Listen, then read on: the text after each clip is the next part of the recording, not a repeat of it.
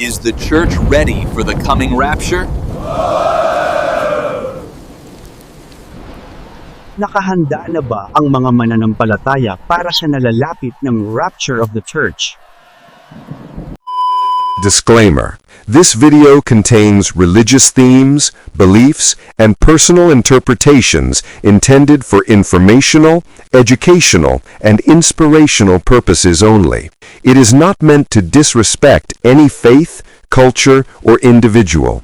Viewers are encouraged to practice discretion and interpret the content according to the right teachings and globally accepted interpretation of the Holy Bible. All opinions expressed are those of the Creator. Ngayon, titingnan natin ang hula sa Biblia mula sa dispensational na pananaw. Kung bakit maraming mananampalataya ang nakakakita sa kasalukuyang kaguluhan paglaganap ng pagtalikod sa pananampalataya at lumalakas na pagsentro ng kapangyarihang pandaigdig bilang mga babalang palatandaan. Pero hindi ito tungkol sa takot o sobrang pagkaabala sa Antikristo. Ito ay tungkol sa pananatiling matatag sa kasulatan, ang angaral ng Ebanghelyo, at pamumuhay na handa sa pagbabalik ni Kristo. Tara at simulan na nating panoorin ang video na ito. Hello sa inyo. Alam nyo, sa gitna ng lahat ng gulo sa mundo ngayon, mga balita tungkol sa digmaan at kaguluhan, di ba? Marami sa atin ang nag-iisip, ano ba talagang nangyayari? So ngayon, sisilipin natin ang isang theological na framework na nag-aalok ng isang partikular na sagot, isang lente, kumbaga, para mas maunawaan natin ang ating panahon. So, bakit tayo nagsisimula dito? Kasi yung mga salitang to, parang kinuha lang sa mga headline kaninang umaga, di ba? Ramdam na ramdam nating lahat yung tension, yung pakiramdam na parang may malaking mangyayari, at yung uncertainty, grabe, andyan lang sa paligid. At dyan na pumapasok yung malaking tanong, di ba? Sa lahat ng kaguluhang ito, mayroon bang hidden plan? Isang mas malaking disenyo sa likod ng lahat? Kasi ayon sa pananaw na tatalakayin natin, ang sagot ay oo. Hindi lang ito basta-basta nagkakataon. Okay, so ito yung magiging flow ng usapan natin. Una, titingnan natin yung framework for history. Tapos, buburahin natin yung acronym na WAR, Watchmen, Antichrist, at Redemption. At syempre, sa dulo, yung the final takeaway. Tara, simulan na natin. Okay, first section. Isang balangkas para sa kasaysayan. Ang pinakaunang ideya na kailangan nating maintindihan dito ay ito.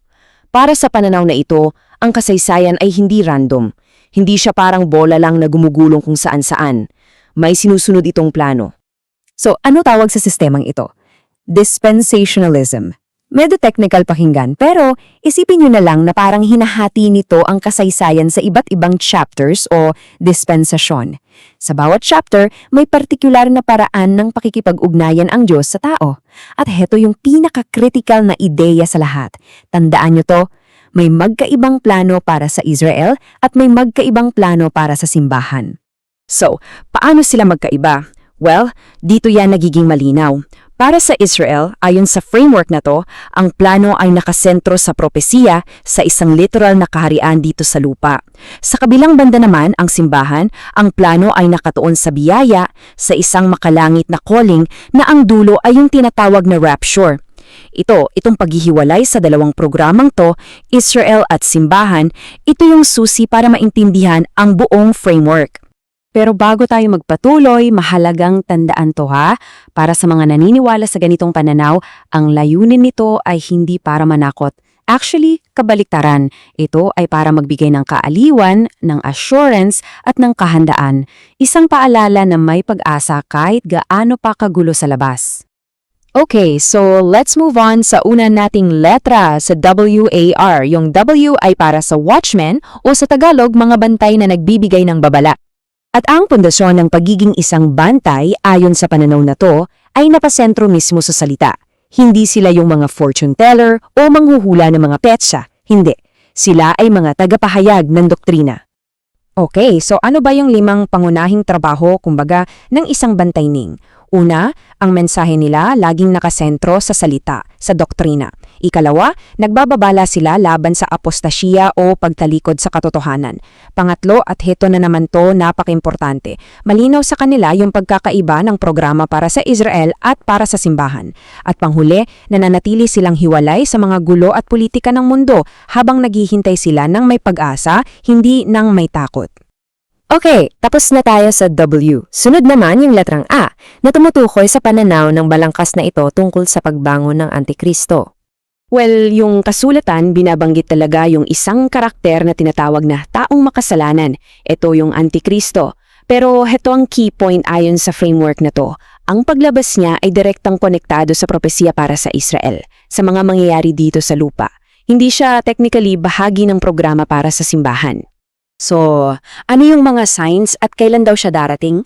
Well, ayon dito, yung pagtalikod sa doktrina, yung pagka-consolidate ng global power, lahat yan ay naghahanda ng daan. Pero ito yung pinaka-critical na punto. Lilitaw lang daw siya pagkatapos ng rapture, after na makaalis ang simbahan sa mundo.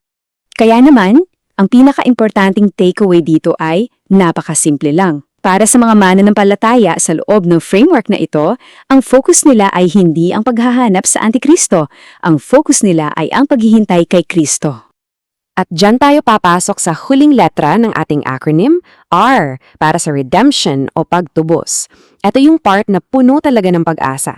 Dito natin pag-uusapan yung konsepto ng rapture. At itong bersikulo na to, yung mapalad na pag-asa, yan yung nagseset ng buong mood. Kasi ayon sa pananaw na to, may dalawang uri ng paghahanda ang nangyayari sa mundo ngayon. Ang mundo, posibleng naghahanda para sa digmaan. Pero ang mananampalataya, naghahanda sila para sa mapalad na pag-asa na yan. So ano ba itong redemption na ito?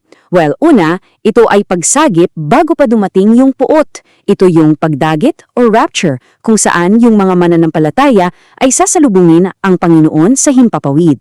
Para saan? Para makasama na siya magpakailanman. Kumbaga, ito yung ultimate rest from all earthly conflicts. Isang paniniwala na ililigtas ang simbahan bago pa man magsimula yung matinding pagsubok sa mundo, yung tinatawag na tribulation. Okay, so napag-usapan na natin ang W, A, at R. Ngayon, pag-isahin na natin ang lahat. I-summarize natin yung buong balangkas para makita natin yung big picture.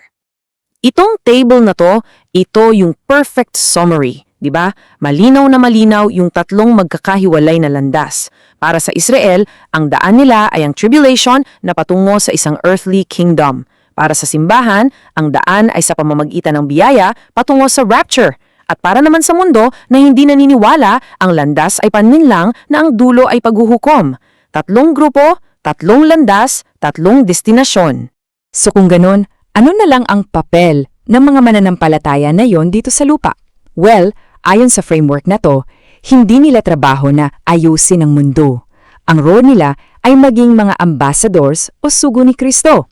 Ang misyon, ibahagi ang mensahe ng pakikipagsundo sa Diyos bago sila umalis. At ito na yung nagiging call to action nila, yung kanilang marching orders kumbaga. Anong dapat gawin? Magbantay ng may pagunawa, mag-aral ng salita, mag-share ng ebanghelyo, at manindigan sa tamang doktrina. Pero yung pinaka-core ng lahat, yung nasa gitna, ito ay yung paghihintay, isang aktibong pag-asam sa pagbabalik ni Kristo. At siguro, ito na yung pinaka-powerful na summary ng lahat. Sa isang banda, nakikita natin yung mundo naghahanda para sa isang global ruler, para sa digmaan.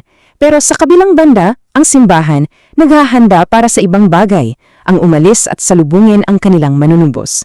Dalawang magkaibang paghahanda, dalawang magkaibang destinasyon, dalawang magkaibang pag-asa. At dyan tayo magtatapos. Iiwan ko sa inyo ang isang tanong para pagnilayan. Kung sakaling, ang balangkas na ito ang gagawin mong lente sa pagtingin sa mundo, ano kaya ang magbabago sa paraan ng pagbasa mo ng balita bukas ng umaga? Kung isa ka ng mananampalataya ni Kristo, masasabi mo ba sa sarili mong handa ka na para salubungin si Jesus sa kanyang pagbabalik? Kung wala ka pang personal na relasyon kay Jesus sa ngayon, wala ka bang plano na tanggapin mo siya sa iyong buhay? Ito ang isa sa mga tanong na dapat mong pagmulay-mulayan bago siya bumalik sa ating mundo. Maraming salamat sa iyong panunood. manatili tayong mapagmatyag at nakatuon sa salita ng Diyos. Tuon natin ang ating focus kay Kristo, panghawakan natin ang tama at matuwid na doktrina. Mga katuruang katanggap-tanggap lamang sa Diyos at hindi yung sariling likha ng mga bulaang mga ngaral. Manatili tayong tapat hanggang sa oras o araw na tayo tipunin ng ating Panginoong Hesus. Hanggang sa muli nating pagkikita, kaibigan.